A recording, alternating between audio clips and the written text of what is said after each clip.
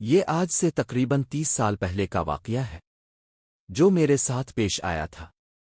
میں اپنی نوکری کے لیے سکھر آیا تھا۔ یہاں میرے ماموں رہتے تھے، تو کچھ دن میں ان کے گھر ٹھہر گیا کہ جب تک کہیں اور میرا رہنے کا بندوبست نہیں ہو جاتا۔ ماموں جان کے گھر میں کئی سالوں کے بعد آیا تھا۔ بچپن میں کبھی اماں جان کے ساتھ آیا کرتا تھا۔ ابھی کچھ دن ہی گزرے تھے، نئی نئی نوکری تھی، میں اس میں الجھا ہوا تھا۔ ایک رات میں دیر سے گھر لوٹا، کھانا کھا کر میں اپنے کمرے کی جانب بڑھا تو مجھے ایسا محسوس ہوا کہ کوئی اوپر کی جانب گیا ہو۔ میرا کمرہ زینے کے سامنے تھا اور اوپر ایک کمرہ تھا جو بند پڑا تھا۔ ماموں نے مجھے پہلے دن ہی وہاں جانے سے منع کیا تھا۔ کیوں؟ یہ نہیں بتایا تھا۔ میں نے بھی زیادہ نہ پوچھا، مگر اس وقت کون گیا ہوگا وہاں؟ یہ سوچ کر میں اوپر چلا گیا۔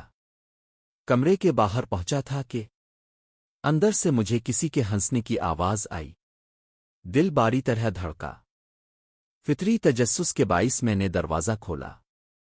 اندر کوئی بھی نہیں تھا۔ میں نے نظر گھما کر چاروں جانب دیکھا۔ کمرہ عرصہ بند رہنے کی وجہ سے گرد آلودہ ہو رہا تھا۔ آوازوں کو اپنا وہم جان کر میں پلٹنے ہی لگا تھا کہ میری ممانی نے مجھے پیچھے سے پکارا۔ میں نے چونک کر دیکھا۔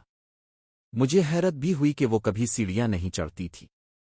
پھر اوپر، مگر انہوں نے کہا کہ مجھے اوپر آتے دیکھا تو میرے پیچھے چلی آئیں۔ مجھ سے پوچھا تو میں نے بتایا کہ مجھے لگا کوئی یہاں آیا ہے، دیکھنے چلا آیا۔ خیر میں ان کے ساتھ نیچے آنے لگا۔ ابھی 2-3 سیڑھیاں ہی اتری ہوں گے کہ مجھے محسوس ہوا کہ کوئی میرے پیچھے پھر ہنسا ہو، مگر وہاں تو ممانی تھی۔ میں نے ڈرتے ڈرتے اپنی گردن گھمائی اور میرے ہوش اڑ گئے۔ میرے پیچھے ممانی کے بجائے ایک جھلسے ہوئے چہرے والی لڑکی کھڑی تھی جس کی آنکھیں سرخ تھیں۔ خوف سے میں سیڑھیوں سے نیچے گر پڑا۔ وہ آہستہ آہستہ میرے پاس آ رہی تھی۔ میری آواز حلق میں ہی رہ گئی تھی۔ بامشکل میں چیخا تو میری آواز پر ممانی اور ماموں اپنے کمرے سے بھاگے آئے۔ میری حالت بہت غیر ہو چکی تھی۔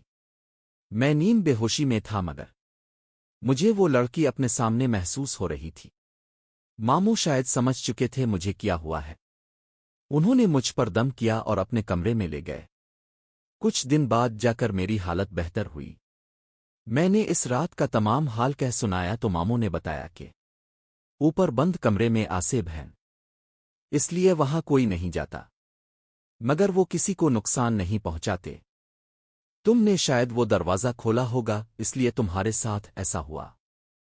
اس کے بعد میں جتنا وقت بھی ان کے گھر رہا، کبھی زینے کے پاس بھی کھڑا نہیں ہوا۔